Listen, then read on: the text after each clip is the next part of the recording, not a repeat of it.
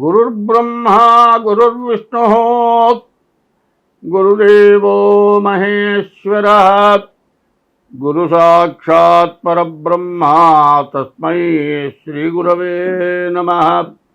2025 April నెల 4వ రాశి కర్కాటక రాశి. ఈ కర్కాటక రాశి చాలా మంచిది. ఈ కర్కాటక రాశిలో చంద్రుడు స్వక్షేత్రవాసి. ఈ కర్కాటక రాశి వల్ల చాలా మంచి జరుగుతుంది. ఈ కర్కాటక రాశికి శాంత స్వభావం. ఏ గ్రహం కూడా శత్రువు లేదు. మిత్రత్వం కలిగిన రాశి కాబట్టి ఎటువంటి చెడ్డవాళ్ళతోనైనా సరే స్నేహితం చేసి మంచిని పొందగలిగినటువంటి రాశి. అట్లా కాకుండా మించిపోయి ఎదురు దిగితే వాళ్ళని ఎట్లా పనికి రాకుండా చేయాలో అట్లా చేయగలిగిన శక్తి కూడా ఈ కర్కాటక రాశికి ఉంది. ఈ కర్కాటక రాశిలో పునర్వసు నక్షత్రం 4వ పాదంలో రామచంద్రమూర్తి కర్కాటక రాశిలో పుట్టాడు. ఆ కర్కాటక రాశికి అంత విశేషమైన బలం ఉంది. మరి ఈ కర్కాటక రాశికి కూడా కుజుడు పూర్తిగా బాగాలేడు. మరి సరిగ్గా చెప్పాలి అంటే గురువు కేతువు తప్పితే ఏ గ్రహాలు బాగాలేవు. గురువు ఏకాదశిలో ఉన్నాడు. విద్య చదువుకునేవాళ్ళు, విదేశాలకు వెళ్ళేటువంటి వాళ్ళకి ఎటువంటి ఇబ్బంది లేకుండా ముందుకు వెళ్ళగలుగుతారు. తర్వాత మిగతా గ్రహాలు చెప్పాలి అంటే 6 గ్రహాలు పూర్తిగా బాగాలేవు. 5 గ్రహాలు. ఈ 5 గ్రహాల వల్ల పూర్తిగా సమస్యలు ఎక్కువగా ఉంటాయి. మరి గోచారంలోనే ఇంత ఇబ్బంది ఉంది అంటే గ్రహచారం జన్మ లగ్నాన్ని బట్టి 75 వంతులు జరుగుతుంది. 25 వంతులు జరిగే గోచారమే పూర్తిగా బాగాలేదు. మరి గ్రహచారం ఎట్లా ఉందో, డేట్ ఆఫ్ బర్త్ ద్వారా జాతకం ద్వారా ఎట్లా ఉందో చూసుకోవాల్సిన అవసరం చాలా ఉంది. అయితే ఈ రాశి వాళ్ళు ప్రతిరోజు కూడా బియ్యపు రవ్వ పంచదార కలిపి మట్టి నేలల్లో వేయటం చాలా అవసరం. పుట్టల దగ్గర వేయటం ఇంకా అవసరం. శివాలయానికి వెళ్ళి ప్రదక్షిణ చేయటం అవసరం. నవగ్రహాలకి ప్రదక్షిణ చేయటం అవసరం. మారేడు దళాలు ఈశ్వరుడికి తీసుకెళ్ళి ఇస్తే 1 కిలో బంగారం ఇచ్చినంత పుణ్యం. అంటే 3 ఆకులు కలిసిన దళం మారేడు దళం. త్రిదళం త్రిగుణాకారం త్రినేత్రంచ త్రియాయుధం త్రిజన్మ పాప సంహారం ఏకబిల్వం శివార్పణం అన్నారు. 3 ఆకులు. త్రిగుణాకారం 3 గుణాల్ని పోగొట్టేది. త్రిదళం త్రిగుణాకారం త్రినేత్రంచ 3వ నేత్రం 2 కళ్ళుగాక జ్ఞాననేత్రం 3వ నేత్రం త్రినేత్రంచ త్రియాయుధం 3 రకాల ఆయుధాలు ఉన్నాయి. ఆ 3 రకాల ఆయుధాలతో యుద్ధం చేసేవి కాదు. మరి జ్ఞానం, అజ్ఞానం నుంచి జ్ఞానం, జ్ఞానం నుంచి విజ్ఞానం, విజ్ఞానం నుంచి సుజ్ఞానం, ఇవి 3 ఆయుధాలు. ఈ 3 ఆయుధాలతో ఎటువంటిదైనా జయించవచ్చు. అటువంటి త్రిదళం త్రిగుణాకారం త్రినేత్రంచ త్రియాయుధం త్రిజన్మ పాప సంహారం 3 జన్మల నుంచి చేసిన పాపం అంతా కూడా పోతుంది.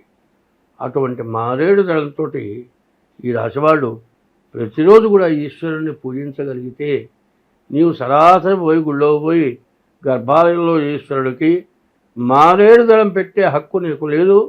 గర్భాలయంలోకి అందరూ వెళ్ళకూడదు. కాబట్టి మారేడు దళాలు తీసుకెళ్ళి ఈశ్వరుడికి పూజించమని అర్చకుడికి ఇస్తే నీ చేతితో తీసుకెళ్ళి ఇచ్చిన మారేడు దళాలు ఆ శివలింగం మీద పెడితే నీ యొక్క సమస్త పాపాలు నశించిపోతాయి. అదే కాదండి, ఇంకా మీ డేట్ ఆఫ్ బర్త్ ద్వారా మీ జాతకం చూపించుకోండి. దోషాలు ఏమన్నా ఉన్నాయో చూసుకోండి. ఎందుకంటే 24 నుంచి 24, 25, 26, 27 ఈ 4 సంవత్సరాలు కూడా చాలా చెడు సంవత్సరాలుగా చూస్తూ ఉన్నాం. కాబట్టి ప్రపంచ యుద్ధాలు, మరి ప్రపంచ యుద్ధం జరగటానికి, కుటుంబాల్లో అంతర్యుద్ధం జరగటానికి, మనం ఉన్న రాష్ట్రంలో మరి యుద్ధాలు జరగటానికి, బాగా ఇబ్బందులు కలగటానికి బాగా అవకాశం ఉన్నది. కాబట్టి ఈ రాశివాళ్ళు తప్పనిసరిగా మీ జాతకం చూపించుకోండి, చాలా మంచిది. కలియుగంలో భగవంతుడి యొక్క నామస్మరణ చేయాలి అంటే నీ నుంచి ఎటువంటి పాపం చేయకూడదు. ఎటువంటి పాపం లేకుండా ఉండి భగవంతుణ్ణి స్మరిస్తే మోక్షం, మళ్ళీ జన్మ లేదు. జన్మ లేకుండా ఉండాలా? 84 లక్షల జన్మలు మనం ఎత్తాము. ఈ 84 లక్షల్లో ఆకాశంలో తిరిగే జీవరాశులు 21 లక్షలు, భూమి పైన ఉన్న జీవరాశులు 21 లక్షలు, భూమి లోపల తిరిగే జీవరాశులు 21 లక్షలు, సముద్రంలో తిరిగే జీవరాశులు 21 లక్షలు, 84 లక్షల జీవరాశుల యొక్క జన్మలు మనం ఎత్తాము. చివరి జన్మ మానవ జన్మ, దుర్లభమైనటువంటి జన్మ. ఈ జన్మ మళ్ళీ రాదు. ఈ వచ్చిన జన్మని సార్థకం చేసుకోవాలి అంటే ఎటువంటి పాపం కూడా చేయకూడదు. ఎటువంటి పాపం చేసినా ఆ పాపం తెలుసుకొని ఇది తప్పు, ఇది పాపం చేస్తున్నాము అని తెలుసుకొనే చేస్తాడు పాపం. తెలుసుకున్న తర్వాత మరి పురాణాలు చెబుతూ ఉన్నాయి, దీనివల్ల నీవు నశించిపోతావని చెబుతూ ఉన్నటువంటి మాటలు తెలుసుకొని పాపాన్ని పోగొట్టుకొని పుణ్యమైన కార్యాలు చేస్తూ భగవంతుడిని స్మరిస్తూ భగవన్నామం చేస్తూ అందరితో కలిసి మెలిసి ఉంటూ తను తింటూ ఒకరికి పెట్టాలి. పెట్టడంలో అర్థం ఏమిటయా అంటే, ఇంట్లో 4 ఉన్నారండి, 4కి తగినంత వంట చేసుకున్నాం. ఇంకొక మనిషి వచ్చాడు, ఆ మనిషికి కడుపు నిండా పెట్టి మిగిలిన 4 పంచుకు తింటే అంతకంటే త్యాగలేదు. మరి 4 వస్తారంటే 25 మందికి వంట చేసి ఈ 4 పెట్టగా మిగిలింది తీసుకెళ్ళి మురుకాలలో బారేసి కుళ్ళబెడితే అది మహాపాపం. అట్లా కాకుండా ఆకలైన వాడికి అన్నం పెట్టాలి, మనం తగ్గించుకోలేనా వాళ్ళకి పెట్టాలి. అట్లా కాకుండా ఎవరైనా వస్తే ఇప్పుడు చూస్తూ ఉంటాం, వాళ్ళకి పెట్టాల్సి వస్తుంది, లోపల దాచుకుంటారు.